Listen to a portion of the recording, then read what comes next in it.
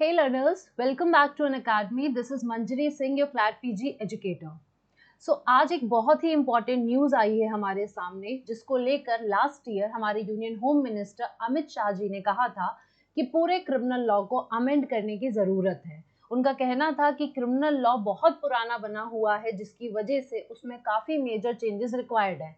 Time time पे amendments होते रहे हैं, बट उन अमेंडमेंट्स की वजह से भी जो ऑब्जेक्टिव है वो फुलफिल नहीं हो पाया है. इसलिए तीनों आईपीसी, इंडियन एविडेंस एक्ट और क्रिमिनल प्रोसीजर कोड को अमेंड करने की जरूरत है. इन्होंने कहा था कि पूरे ये लॉज अमेंड किए जाएंगे, यानी एक दो प्रोविजन नहीं करके मेजर अमेंडमेंट्स इसमें करे जाएंगे. एंड उसी से रिलेटेड न्यूज आज हमको देखने को मिलती है, जिसमें 3 बिल इंट्रोड्यूस करे गए हैं लोकसभा में. अमित शाह जी ने इन तीनों बिल्स का नाम अलग करके इंट्रोड्यूस किया है. उसकी हाइलाइट्स के बारे में जानेंगे. एक चीज मैं उससे पहले ये कहना चाहूंगी कि मैं हमेशा आपसे कहती हूँ कि जब तक कोई एक्ट नहीं बन जाता, जब तक कि लोकसभा राज्यसभा प्रेसिडेंट की असेंट नहीं मिल गई, तब तक हम किसी भी चीज के बारे में बहुत ज्यादा डिस्कशन नहीं कर सकते हैं. बट हमेशा जब भी कोई ऐसा बिल आता है, जैसे कि अभी दिल्ली सर्विसेज बिल आया, तो वो भी कंट्रोवर्शियल है. तो अगर कोई कंट्रोवर्शियल चीज आती है या फिर कुछ बहुत ज्यादा इंटरेस्ट है सोसाइटी का उसमें, तो उस पर आपका डिस्कशन डेफिनेटली बनता है. वो हमें पढ़ना हमारे लिए इंपॉर्टेंट हो जाता है, क्योंकि यहाँ पर आपको अपने पर्सपेक्टिव के बारे में भी बहुत ज्यादा क्लियर होना है. आपको पता होना चाहिए, बीइंग अ लॉ स्टूडेंट, अगर आप प्रिपरेशन कर रहे हैं किसी भी कॉम्पिटिटिव एग्जाम्स की, तो आपके लिए ये सबसे बड़ा मेजर मुद्दा है आज की डेट में कि ये जो अमेंडमेंट्स होने जा रहे हैं, ये आपको कहाँ किस हद तक आपको इन्फ्लुएंस करेंगे. क्योंकि मैं अगर समझूं तो किसी भी कॉम्पिटिटिव वाले बच्चे के लिए ये शायद थोड़ी सी शॉकिंग न्यूज होगी, क्योंकि जो सारे के सारे सेक्शंस रट के बैठ चुका है, लाइक सीआरपीसी में इतना है 484 सेक्शन, आईपीसी में 511, और वो एविडेंस में 167 पढ़ के बैठा है. उसको पता है कि इस पर्टिकुलर सेक्शन में क्या दिया हुआ है. तो अब ओवरलैपिंग, ऊपर नीचे हो जाना सेक्शंस का नंबर, ये बहुत हद तक स्टूडेंट्स को डिफिकल्टी देगा. उनके लिए प्रॉब्लम होगी ही होगी, डेफिनेटली मैं इससे अग्री करती हूँ. तो इसी के साथ अगर आप अभी से इस न्यूज़ के साथ बने रहोगे, तो अगर कुछ ऐसे मेजर चेंजेस हमको देखने को मिलते भी हैं फाइनली जब ये बिल पास हो जाता है बाय द पार्लियामेंट, तो इन दैट केस आप थोड़े से शायद वेल प्रिपेयर्ड हो पाओगे, एकदम से आपको झटका नहीं लगेगा. तो इसी के साथ हम बढ़ते हैं, आज का हम मेजर डिस्कशन करते हैं कि what are the highlights of this bills, जो रिप्लेस कर रहा है आईपीसी, सीआरपीसी और एविडेंस एक्ट को. लोकसभा ने आज की डेट में, मैं एग्जैक्टली आज ही की बात कर रही हूँ, आज 11 अगस्त को ये बिल पास हो रहा है, मतलब इंट्रोड्यूस किया गया है, सॉरी, ठीक है. लोकसभा ने रेफर किया है पार्लियामेंट्री स्टैंडिंग कमेटी को 3 बिल्स, जिनका एम क्या है, कंप्लीटली ओवरहॉल करना क्रिमिनल जस्टिस सिस्टम को by replacing the IPC, Indian Penal Code and Criminal Code for Procedure and Indian Evidence Act. ठीक है, हमको मालूम है कि क्रिमिनल लॉ में हमारे पास ये 3 मेजर एक्ट्स है जो कवर होते हैं, और डेफिनेटली अगर आपको कोई भी चेंजेस करने हैं, आप क्रिमिनल जस्टिस सिस्टम की बात करते हो, तो इन तीनों में ही चेंजेस करने होते हैं. रेप के लिए जब अमेंडमेंट्स 2013 में किए गए, फिर 2018 में किए गए, दोनों में हुआ था मेजर अमेंडमेंट, तो सिर्फ आईपीसी में बदलाव नहीं हुए थे, बल्कि उसके साथ साथ क्रिमिनल सीआरपीसी में और इंडियन एविडेंस एक्ट में भी बदलाव करने पड़ते हैं, क्योंकि ये तीनों इंटरकनेक्टेड है. आईपीसी आपका सब्सटैंशियल लॉ है, सीआरपीसी आपका प्रोसीजरल लॉ है जो बताता है प्रोसीजर कैसे फॉलो होगा, और एविडेंस भी आपका एडजेक्टिव लॉ, प्रोसीजरल लॉ कहा जाता है, but this is basically about जो एविडेंस के इर्द गिर्द घूमता है. तो समवेयर ये तीनों कनेक्टेड है, तो एक में अमेंडमेंट नहीं किया जाता है, सब में अमेंडमेंट रिक्वायर्ड होता है. आगे अगर हम बढ़े यहाँ पर, तो इस पर्पस के लिए होम मिनिस्टर अमित शाह ने 3 बिल इंट्रोड्यूस करे हैं, दैट इज भारतीय न्याय संहिता 2023. अब हमें नहीं मालूम है कि इसका English translation is going to be available for us और नॉट, कि खाली ये भारतीय न्याय संहिता ही रहेगा, क्योंकि आईपीसी अभी आपका भारतीय दंड संहिता था, ठीक है. फिर हम इंडियन पीनल कोड उसको बोलते थे, तो हमें नहीं मालूम है कि ये भारतीय न्याय संहिता जो है, इंडियन जस्टिस कोड जो है, ये हमें इंग्लिश में अवेलेबल रहने वाला है कि या हिंदी में ही ऐसे रहेगा. तो फिलहाल के लिए हम यही समझते हैं कि IPC is going to be Bharatiya Nyaya Sanhita, and CrPC is going to be Bharatiya Nagarik Suraksha Sanhita, and evidence act is going to be Bharatiya Sakshya bill 2023. ये तीनों चीजें introduce home minister Amit Shah ने करी है. नाउ बिल्स को फ्रेम किया गया है एक्सटेंसिव कंसल्टेशन के बाद, क्योंकि आपको मैंने ऑलरेडी बताया कि लास्ट ईयर ही एक अनाउंसमेंट अमित शाह के द्वारा कर दी गई थी, लेकिन अब इतना टाइम पीरियड लेके अगर ये बिल इंट्रोड्यूस होता है तो दैट मीन्स अच्छा खासा कंसल्टेशन किया गया है। किनके साथ हुआ है? Various stake holders like supreme court, high court के जजेस के साथ, लॉ यूनिवर्सिटीज से रिकमेंडेशंस ली गई हैं, चीफ मिनिस्टर्स और गवर्नर्स ने भी अपना ओपिनियन इस पे दिया है। बिल्स जो है ये इंस्पिरेशन वेरियस कमेटी रिकमेंडेशन से भी लेती है। जैसे फॉर एग्जांपल मैं यहाँ पर बात करूँ तो जब रेप लॉ का अमेंडमेंट हुआ था तो उसमें जेएस वर्मा कमेटी का बहुत बड़ा रोल था और कई सारे रिकमेंडेशंस थे जो जेएस वर्मा कमेटी के नहीं लिए गए थे उस दौरान। तो यहाँ पर समवेयर जो कमिटीज आज तक स्टैब्लिश करी गई हैं, जैसे मालीमठ कमेटी की मैं बात करूँ, जेएस वर्मा कमेटी हो गई, और भी वेरियस कमिटीज जब अलग अलग बनाई जाती हैं रिकमेंडेशंस के लिए, तो अगर अभी तक उनकी रिकमेंडेशंस को नहीं लिया गया है तो फर्दर उनको भी कंसिडर करते हुए यहाँ पर अमेंडमेंट किया गया है। अब हम एक एक करके देखते हैं कि भारतीय न्याय संहिता, तो भारतीय न्याय संहिता ने 22 प्रोविजंस को रिपील किया, यानी कि सीधे सीधे 22 सेक्शन आपके हट गए हैं इसमें, एंड ये चेंजेस प्रपोज होता है लाइक 175 एग्जिस्टिंग प्रोविजन। ठीक है, जो 175 एग्जिस्टिंग प्रोविजन है उसमें कुछ चेंजेस करने को कहा गया है, यानी कि एज इट इज नहीं, उसमें कहा गया है कुछ चेंजेस, यानी मे बी वो पनिशमेंट में हो सकता है, वो प्रोसीजर में हो सकता है, एंड 9 न्यू सेक्शंस इंट्रोड्यूस करे गए हैं। इसका मतलब अब टोटल आपके पास 356 प्रोविजन इंट्रोड्यूस किए गए हैं आईपीसी में। पहले आपके पास आईपीसी में 511 सेक्शंस थे, इन 511 के बजाय 356 को टोटल रख के आपके आईपीसी को बनाया गया है। ये फाइनल नहीं है, मैं बार बार कह रही हूँ, सिर्फ आपके समझने के लिए है। आपको ये समझना है कि आखिर क्या चेंजेस लाए जा रहे हैं, क्या मेंटालिटी है, किस एस्पेक्ट से ये चेंजेस किए जा रहे हैं। ठीक, आपको वो समझना है एक लॉ स्टूडेंट होने के नाते। तो फिलहाल के लिए आपके लिए ये खुशखबरी एक हो सकती है कि 511 से कम हो गए 356, बट अगेन वही बात है ना कि कम होना नंबर में is not a good news, बल्कि जो हमारे सेक्शंस बदल गए हैं, अगर हम जनरल एक्सेप्शंस पढ़ रहे थे, ठीक है, अगर हम उसको 76 से देख रहे हैं तो यहाँ पर फिर हमारे लिए बैड न्यूज हो जाती है जब वो उनका सीक्वेंस नंबर चेंज होता हमें दिखता है। ड्यूरिंग दिस स्पीच शाह ने कहा कि जो बिल कंप्लीटली है वो ऑफेंस ऑफ सेडिशन को रिपील कर रहा है। उन्होंने ये कहा तो है, लेकिन क्या सच में सेडिशन रिपील हुआ है? शाह ने कहा कि बिल कंप्लीटली रिपील कर रहा है सेडिशन को, लेकिन इसमें ऑफेंसेस अगेंस्ट द स्टेट वाले प्रोविजंस देखने को मिलेंगे। अब सेक्शन 150 में क्या कर दिया है, इन्होंने कहा है acts endangering sovereignty, integrity and unity of the India, यानी सेडिशन टर्म को हटा दिया, लेकिन अभी भी अगर कोई ऐसे एक्ट हैं जो इंडिया की सॉवरेनिटी, यूनिटी और इंटीग्रिटी को वायलेट करते हैं, डेंजर में लाते हैं, तो उनको यहाँ पे पनिश किया जाएगा। ठीक, तो अब यहाँ पर हम ये कह सकते हैं कि जो नैरो चीज थी उसको और वाइडर कर दिया है। सेडिशन में हम सिर्फ अगर वर्ड्स की एक्ट की बात कर रहे थे, तो यहाँ पर इन्होंने हर एक एक्ट को रख दिया इसमें कि जो भी इंडेंजर करेगा, कोई भी एक्ट किसी भी पर्सन का, वो कुछ भी हो सकता है, वो एक्सप्रेसिव हो सकता है, वो इम्प्लिसिट हो सकता है, कुछ भी हो सकता है, तो अगर वो इंडेंजर करेगा तो डेफिनेटली उसको पनिशमेंट 150 में मिलेगी। इन्होंने मेंशन किया है कि जो बिल है वो प्रोविजन बना रहा है पेनलाइज करने के लिए मॉब लिंचिंग के ऑफेंस को। अब आपने देखा है कि पिछले कुछ सालों में मॉब लिंचिंग बहुत ज्यादा देखने को मिली है हमें, ठीक है, तो मॉब लिंचिंग को लेके स्पेसिफिक कोई प्रोविजन नहीं था, तो यहाँ पर इन्होंने कहा कि बिल जो है ये पेनलाइज कर रहा है, इसमें एक और ऑफेंस हमने डाला है मॉब लिंचिंग का, एंड इसकी पनिशमेंट 7 साल या लाइफ इम्प्रिजनमेंट या डेथ पेनाल्टी रखी गई है, जिस हद तक जैसा ग्रेविटी का एक्ट होगा उस हिसाब से पनिशमेंट रहेगी। भारतीय नागरिक सुरक्षा संहिता, दैट इज इफ आई से दिस इज सीआरपीसी, तो इसमें इन्होंने 9 प्रोविजंस को रिपील किया है, यानी कम प्रोविजंस हटाए गए हैं, 107 प्रोविजन में चेंजेस करे गए हैं और 9 न्यू प्रोविजन, 9 नए प्रोविजन ऐड किए गए हैं। अब इनके बिल में टोटल 533 सेक्शंस हैं, यानी अभी अगर 484 थे तो अब ये बढ़ के 533 इन्होंने इंट्रोड्यूस किया है। ठीक है, फाइनल है नहीं तो हम कह नहीं सकते कि इतने ही रहने वाले हैं, ये सारे डिजिट्स इतने ही रहेंगे, हमें नहीं पता, तो इनको याद करने की कोशिश अभी बिल्कुल भी मत करिएगा। अभी सिर्फ आप समझिए कि कैसे कैसे क्या हुआ है, आपको याद तब करना है जब फाइनली प्रेसिडेंट की असेंट मिल जाएगी। तीसरा आता है इंडियन एविडेंस एक्ट, भारतीय साक्ष्य बिल, ये 5 एग्जिस्टिंग प्रोविजंस को हटा चुका है, 23 प्रोविजन में इन्होंने चेंजेस लाया है और एक नया प्रोविजन इन्होंने ऐड किया, बस एक नया, ठीक है, यानी टोटल हो जाते हैं 170 सेक्शंस इनके, पहले थे 167 और अब 3 और बढ़ जाते हैं, हो जाते हैं 170। ठीक है, अब अगर मैं देखूं कुछ नए प्रोविजन आईपीसी में क्या लाए गए, क्योंकि आईपीसी पे सबका ज्यादा ध्यान होता है, आईपीसी ही तो है मेन जो ऑफेंस के बारे में बात कर रहा है।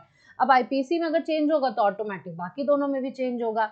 तो 109 सेक्शन में एक ऑर्गेनाइज्ड क्राइम लाया गया है, एक है petty organised crime and organised in general, ठीक है।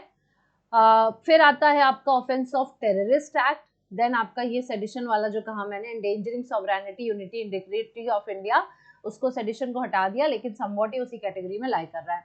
302 में स्नैचिंग, ठीक है 302। अब देख रहे हैं आप सेक्शन, जो सेक्शन हम आज तक समझते थे, ठीक है, हम जिसके लिए 302 हम मर्डर, 302 मर्डर, हर बच्चे बच्चे की जुबान पे 302 मर्डर है।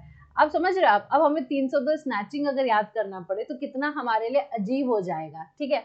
सो ये थोड़ा सा है टफ, नो डाउट, मैं भी समझ रही हूँ स्टूडेंट के पार्ट पर, या ना उनके इमोशंस के साथ ही खिलवाड़ है और कुछ नहीं हो, बेचारे इतना टाइम लगा दिया उन्होंने इन चीजों को याद करने में, अब उनके लिए टैकल कर पाना इज डिफिकल्ट। फिर हम आते हैं salient features of the bills पे। अब इनके हिसाब से, अमित शाह जी के हिसाब से सेलियंट फीचर्स है, ठीक है, मैं कोई सेलियंट फीचर्स ये नहीं बता रही हूँ, this is according to Amit Shah. क्या है, इन्होंने कहा हम मॉब लिंचिंग के लिए अलग प्रोविजन लेके आए हैं, 7 साल की सजा दे रहे हैं, लाइफ इम्प्रिजनमेंट दे रहे हैं और डेथ पेनल्टी दे रहे हैं, ठीक।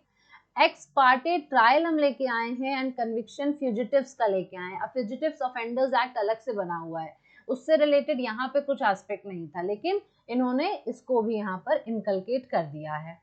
फॉर्मल प्रोविजन जीरो एफआईआर के लिए लेके आए हैं। अब देखिए जीरो एफआईआर कितना हाईलाइट हुआ है अभी रिसेंट में, और जीरो एफआईआर जैसा टर्म यूज ही नहीं हुआ, इनफैक्ट एफआईआर ही यूज नहीं होता था सीआरपीसी में, लेकिन जीरो एफआईआर हम लोग पढ़ते थे, क्यों, क्योंकि ऐसा टर्म था जो प्रैक्टिकल एस्पेक्ट में कहीं ना कहीं लाया करता था। तो ये जीरो एफआईआर के लिए एक फॉर्मल प्रोविजन लेके आए हैं जो इनेबल करेगा सिटीजन्स को कि वो कहीं पर भी कभी भी एफआईआर को लॉन्च कर सकते हैं, no matter with their jurisdiction. तो ये एक अच्छी बात है कि जीरो एफआईआर जो एग्जिस्ट समवेयर प्रैक्टिकली कर रहा था उसको थ्योरेटिकली भी इनकलकेट कर दिया कि अगर किसी भी सिटीजन को कहीं पर भी कुछ फाइल करना है एफआईआर तो वो कर सकता है, क्योंकि एक नॉर्मल सिटीजन से हम एक्सपेक्ट नहीं कर सकते कि उसको सब कुछ पता होता है जुरिस्डिक्शन वगैरह के बारे में। Zero FIR concerned police station के पास पहुंच जानी चाहिए जिनका जुरिस्डिक्शन है एलिज क्राइम को लेके 15 दिन के अंदर, ठीक है। आपने किसी भी पुलिस थाने में जाके एफआईआर करवा दी, अब आपका काम खत्म, अब ये पुलिस थाने की जिम्मेदारी है कि वो 15 दिन के अंदर रजिस्ट्रेशन के सही पुलिस थाने में उस इंफॉर्मेशन को पहुंचाए। डीम्ड सैंक्शन, डीम्ड सैंक्शन क्या है, जो sanction is something like punishment and deemed होता है जो माना जाता है। तो सिविल सर्वेंट्स को प्रोसिक्यूट करने के लिए पुलिस ऑफिसर्स जो एक्यूज हैं of criminal offences in case of authorities failure to respond, अगर मान लीजिए ये रिस्पॉन्ड नहीं करते हैं एप्लीकेशन के 120 दिन के अंदर, कौन कौन, सिविल सर्वेंट्स और पुलिस ऑफिसर्स, ठीक है, तो इन दैट केस इनको डीम्ड सैंक्शन यहाँ पर एक प्रोविजन इंट्रोड्यूस किया गया जिसके चलते कुछ ना कुछ इनके लिए पनिशमेंट टाइप रखी जाएगी।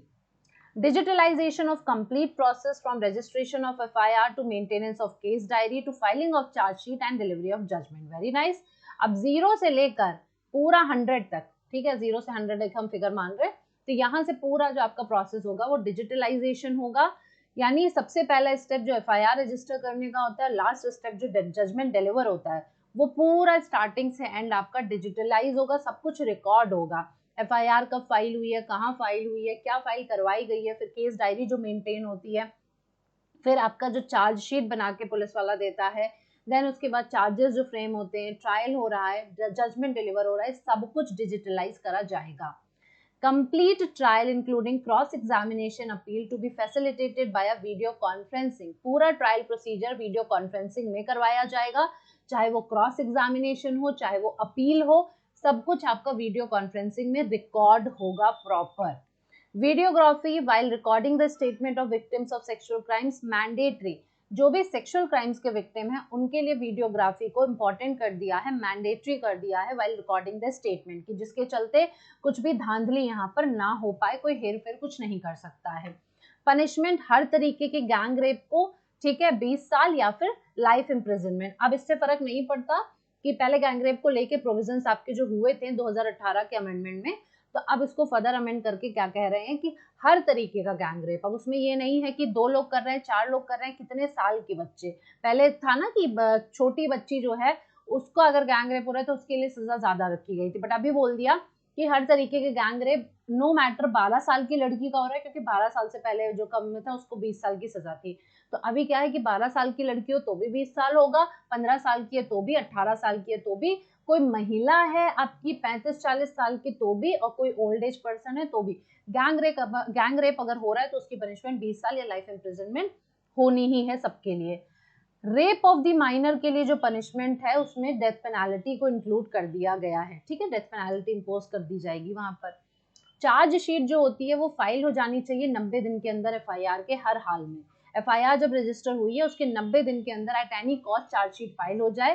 कोर्ट ये टाइम एक्सटेंड कर सकती है बाय फर्दर 90 डेज, लेकिन टोटल मैक्सिमम टाइम पीरियड जो इन्वेस्टिगेशन को वाइंड अप करने का वो 180 दिन का है। 90 और 90 आपका 180 दिन बोल रहा है, मतलब कि इधर उधर की भी जो इन्वेस्टिगेशन की प्रोसेस है टोटल 180 दिन में आपको खत्म करना है। हो सकता है चार्जशीट में 90 दिन में फाइल हो गया हो, लेकिन कुछ और चीजें हैं जो बाकी हैं, तो यहाँ पर कह रहे हैं कि 90 दिन के लिए चार्जशीट 90 दिन के अंदर फाइल करनी है, नहीं करा तो कोर्ट 90 दिन एक्सटेंड कर सकती है। लेकिन अगर टोटल इन्वेस्टिगेशन का टाइम पीरियड बात करें वाइंड अप करने का तो 180 दिन, ठीक।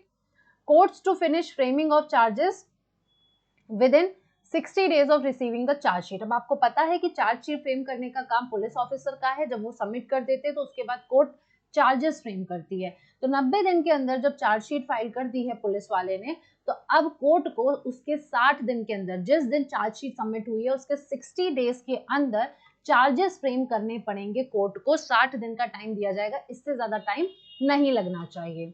अब जब चार्ज फ्रेम हो गया तो उसके बाद ट्रायल होता है। तो यहाँ पर कह रहे हैं कि जो जजमेंट होगा वो मैंडेटरली, जब हियरिंग खत्म हो चुकी है, सुन लिया गया दोनों पार्टीज को, सारी चीजें हो गई, तो उसके बाद जजमेंट मैंडेटरली डिलीवर हो जाना चाहिए 30 दिन के अंदर। दिस इज कंपलसरी, ठीक है, हियरिंग के बाद 30 दिन के अंदर ये खत्म हो जाए। फिर जजमेंट ऑनलाइन कब हो जाए, 7 दिन के अंदर ऑनलाइन अवेलेबल कर देना है हर हाल में।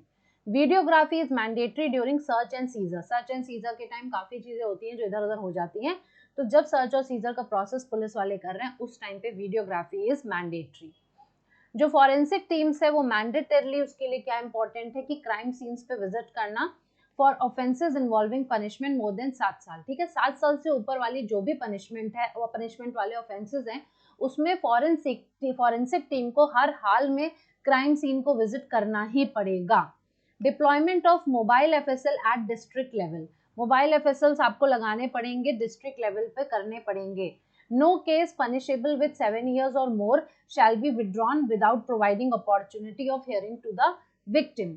No case punishable with 7 years और मोर, 7 साल या 7 साल से ऊपर की सजा वाले जो भी ऑफेंसेस हैं, ठीक है, वहां पर no case shall be withdrawn, वो केस विड्रॉ नहीं किए जाएंगे बिना विक्टिम को अपॉर्चुनिटी दिए सुनने की। पहले विक्टिम को सुना जाएगा, ठीक है, विक्टिम को सुना जाएगा, तब उसके बाद उसको विड्रॉ किया जा सकता है अगर जरूरत है, नहीं तो नहीं।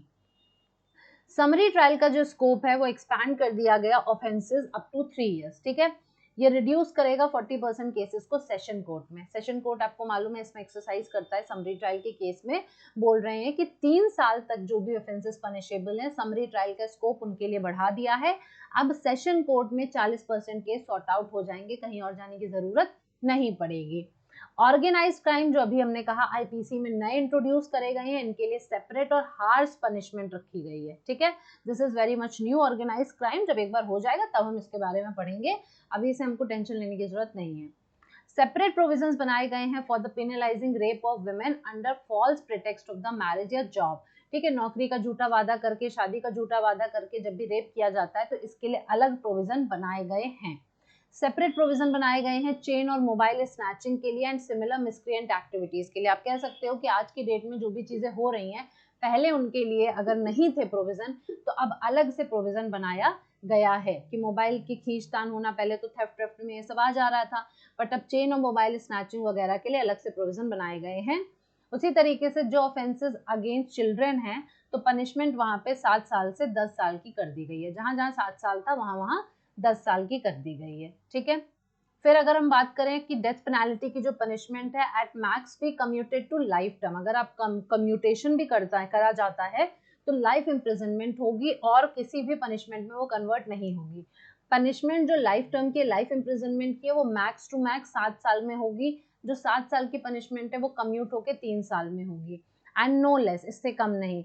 To prevent misuse in favour of politically affluent accused. अब जिन एक्यूज के ऊपर पॉलिटिकल लोगों का हाथ होता है, ठीक है, नेताओं का हाथ होता है, तो वो क्या करते हैं, वो डेथ पेनाल्टी को भी कुछ कम सजा करवा देते हैं कुछ सालों में, ठीक है। लाइफ इम्प्रिजनमेंट है तो 2-3 साल करा दिया, तो उसके लिए बहुत क्लियर कह रहे हैं कि death penalty max to max life imprisonment max to max 7 years, 7 years max to max 3 years, इस तरीके से ये फॉलो होगा। Videography of the vehicle seized for involvement in any offence mandatory. अब जब भी आप किसी भी गाड़ी को सीज करते हो, कोई एक्सीडेंट होता है या गलत गाड़ी होती है, ठीक है, कुछ गलत काम कर रही है, ट्रांसपोर्टेशन इलीगल काम, ट्रेड में इन्वॉल्व है, तो उन व्हीकल को सीज किया जाता है। तो किसी भी ऑफेंस में जो भी व्हीकल इन्वॉल्व है, उस व्हीकल को जब सीज कर रहे हो तो उसकी वीडियोग्राफी इज मैंडेटरी, ठीक है।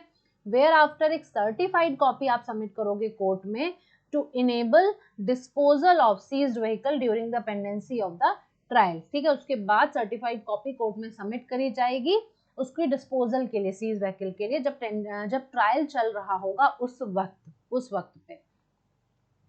तो ये थे मेजर प्रोविजंस जिनमें कुछ चेंजेस करे गए हैं और सेलिएंट फीचर्स जो अमित शाह जी ने कहा। आप जैसा कि देख सकते हो यहाँ पर ये भारतीय न्याय संहिता 2023 लिखा हुआ है, ठीक है। ये आपका हो गया आईपीसी के लिए, ये है आपका भारतीय नागरिक सुरक्षा संहिता सीआरपीसी के लिए, एंड देन आपका आता है ये इंडियन एविडेंस एक्ट, भारतीय साक्ष्य बिल। अगर मैं थोड़े से कुछ प्रोविजन अगर मैं देख पा रही हूँ तो आप देख सकते हो कि यहाँ पर बहुत कुछ गायब होता हुआ मुझे दिख रहा है, ठीक है, बहुत कुछ गायब होता हुआ दिख रहा है। Let me just take you guys to this. हाँ चलो, भारतीय न्याय संहिता आप देख पा रहे हो, शॉर्ट टाइटल कमेंसमेंट, ये 1 हो गया। 2 में डेफिनेशन।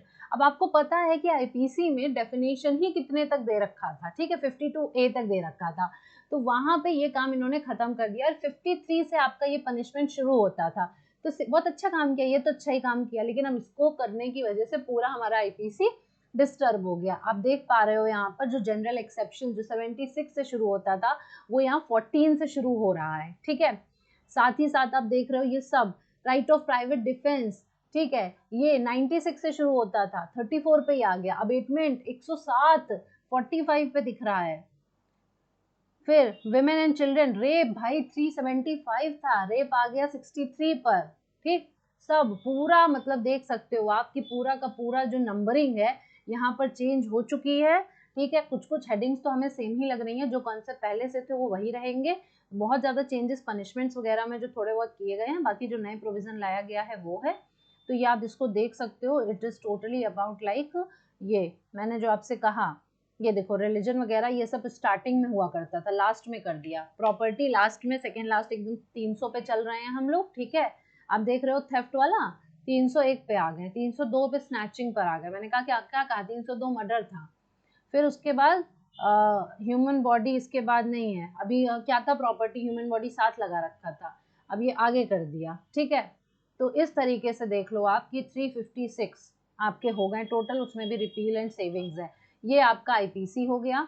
अगर मैं भारतीय नागरिक सुरक्षा संहिता की बात करूं तो इसमें आप देख पा रहे हो क्लासेस ऑफ क्रिमिनल कोर्ट वगैरह, तो चलो ये सब वही है, इसमें बहुत चेंजेस नहीं दिखने को मिल रहे हैं। इनफैक्ट जो मैंने कहा कि इसको बढ़ाया भी गया है। हाँ, अरेस्ट में देखो आप 41 से हमको अरेस्ट दिखता था, ये 35 हो गया, इसका मतलब स्टार्टिंग के प्रोविजन हटाए गए हैं, ठीक है। समन्स वगैरह तो चलो ठीक है, थोड़ा बहुत ही अंतर देखने को मिल रहा है, लेकिन थोड़े बहुत अंतर में पता है और दिक्कत है, क्योंकि जब हम कंफ्यूज होते हैं कि 61 है कि 63 है, ठीक, तो ये दिक्कत हमारे लिए ज़्यादा अब याद करने के लिए हो जाएगी। तो ये हो गया गाइज ये सीआरपीसी का। एक बार मैं आपको एविडेंस का दिखा देती हूँ। एविडेंस में तो कुछ 3 सेक्शन एक्स्ट्रा पढ़े हैं, ठीक है। ये देखो एविडेंस आपका, अब देखो रेलिवेंसी ऑफ फैक्ट, ये आपका ये 3 दिख रहा है, जबकि हम 5 से 55 पढ़ते थे रेलिवेंसी, ठीक। तो ये हमारा ये 5 वाला जो था आपका, जो ये आपका ये देखिए 4 दिख रहा है। ओकेजन कॉज इफेक्ट 7 था, वो 5 बन गया है। मोटिव वाला 8 था, वो 6 बन गया है। थिंग्स डन कॉन्स्पिरेटर 10 था, वो 8 हो गया। Oh my God. एडमिशन ये देखिए 15 दिया हुआ है यहाँ पे, ठीक है। फिर ये कन्फेशन वाले हो गए, ये सब तो वैसे ही हैं। फिर ये कैरेक्टर वगैरह, अरे रे रे काफ़ी बदल, काफ़ी मतलब चेंजेस दिख रहे हैं। अब मैं क्या कहूँ, I don't know this is the good news और द बैड न्यूज़। तो इस तरीके से गाइज आप देख सकते हो, ये है पूरा कम्प्लीटली, ठीक है। So this is going to be followed. अगर ये पास हो जाता है तो फिर हम कुछ नहीं कर सकते, हमें इसको देखना ही पड़ेगा, इसका सामना करना ही पड़ेगा। अब फिर से हमें जीरो से शुरुआत करके याद करना पड़ेगा, बट हमारे पास कोई ऑप्शन नहीं है अगर ये होता है तो। सो गाइज, अगर आप प्रिपेयर कर रहे हो CLAT PG and other LLM entrance exams के लिए तो अनअकैडमी आपके लिए अचीवर्स बैच लेके आया है। आप इस बैच को ज्वाइन कर सकते हो। आप मेरा रेफरल कोड msing10 यूज कर सकते हो टू अवेल द डिस्काउंट। यहाँ पर मैं आपको constitutional law and other laws भी पढ़ाती हूँ। फ्रीडम फेस्टिवल चल रहा है 12 अगस्त तक, जिसमें 20% ऑफ मिल रहा है एंड 1 महीने का फ्री एक्सटेंशन मिल रहा है। 4 तरह के ड्यूरेशन वाले प्लान है हमारे पास, 4 months, 6 months, 12 months and 18 months. You just have to use this code guys msing10 and आपको डिस्काउंट 20% ऑफ मिलेगा। 12 अगस्त तक है ये ऑफर। फटाफट से बिना देर करे ये कोड यूज करो और ज्वाइन कर लो। CLAT PG plus programme join करोगे तो इसमें बेस्ट एजुकेटर से पढ़ने का मौका मिलेगा। डेली लाइव क्लासेस हम करवाते हैं, यहाँ पर लाइव टेस्ट एंड क्विजेस होते हैं। एक स्ट्रक्चर्ड कोर्स हम फॉलो करते हैं। इन क्लास पीडीएफ हमारा यहाँ से दिया जाता है एजुकेटर्स के थ्रू। फिर आता है ये, अगर आप सिर्फ और सिर्फ कॉन्स्टिट्यूशनल लॉ पढ़ना चाहते हो, क्लैट पीजी की प्रिपरेशन या अदर एलएलएम एंट्रेंस एग्जाम्स की तैयारी कर रहे हो, कोई भी कॉम्पिटिटिव की तैयारी कर रहे हो, तो आप मेरे से कॉन्स्टिट्यूशनल लॉ पढ़ सकते हो। यहाँ पर मैं कॉन्स्टिट्यूशन का पूरा कॉम्प्रिहेंसिव सिलेबस कवर करती हूँ जो हर एग्जाम के लिए आपके लिए इंपॉर्टेंट है। आपको क्या करना है, ये सिर्फ QR कोड स्कैन करना है एंड देन ऑफर्ड प्राइस चल रहा है 15,999 का, एक्सक्लूसिवली अनअकैडमी स्टोर्स पर अवेलेबल है। msing10 कोड यूज करोगे तो एक्स्ट्रा डिस्काउंट आपको इस पर मिलेगा। All India CLAT 2024 PG mock test series Unacademy लेके आया है 1600 रुपए में 20 mock test, full length mock test. अगर आप बैच ज्वाइन करते हो तो आपको परचेज नहीं करना है, ये आपको फ्री मिलेगा। लेकिन अगर आप बैच ज्वाइन नहीं करते हो तो इन दैट केस आपको ये परचेज करना पड़ेगा। अगर आपने ये कोड यूज करा तो फिर आपको एक्स्ट्रा डिस्काउंट यहाँ पर मिलेगा। अनअकैडमी पे हर ट्यूसडे और थर्सडे को मैं पढ़ाती हूँ कुछ टॉपिक्स इंपॉर्टेंट जो आपके एग्जाम के लिए इंपॉर्टेंट है। स्पेशल लाइव फ्री क्लास होती है गाइस, इसके लिए कुछ भी पेमेंट नहीं करना है। This is free. QR code scan करो, फटाफट जाके वहाँ पे लेक्चर्स देख सकते हो और अपकमिंग लेक्चर्स में मेरे साथ जुड़ सकते हो। ये रहा टेलीग्राम चैनल का QR कोड। अगर अभी तक ज्वाइन नहीं किया है तो फटाफट से ज्वाइन कर लो। आपको यहाँ पर LLM updates, important legal updates मिलती रहेंगी, साथ ही साथ कोर्सेज और मॉक टेस्ट के बारे में न्यूज़ पता चलती रहेगी। So this was it guys from my side today. Thank you so much. I hope आपके लिए सेशन यूजफुल रहा होगा। टेंशन मत लेना, आई नो दिस इज है टेंशन वाला टॉपिक है, बट अभी इसको याद करने की कोशिश मत करना। बस एक ओवरव्यू लेके थोड़ा सा समझना और इसके टच में रहना, ठीक है? टच में रहना, आपको पता होना चाहिए राज्यसभा ने फिर क्या अमेंडमेंट किया, मतलब लोकसभा ने इसको एंटरटेन किया, फिर कुछ अमेंडमेंट किए गए क्या, कि फिर राज्यसभा में जाता है, फिर अमेंडमेंट होता है कि नहीं होता है, फिर प्रेसिडेंट की असेंट मिलती है। तो सब कुछ न्यूज़ में टच में रहना गाइज आपके लिए बहुत इंपॉर्टेंट होने वाला है आने वाले एग्जाम्स के लिए। फ्रेंड्स के साथ जरूर शेयर करना। अगर सब्सक्राइब नहीं किया है तो फटाफट से सब्सक्राइब कर दो। थैंक यू सो मच, मिलते हैं नेक्स्ट वीडियो में।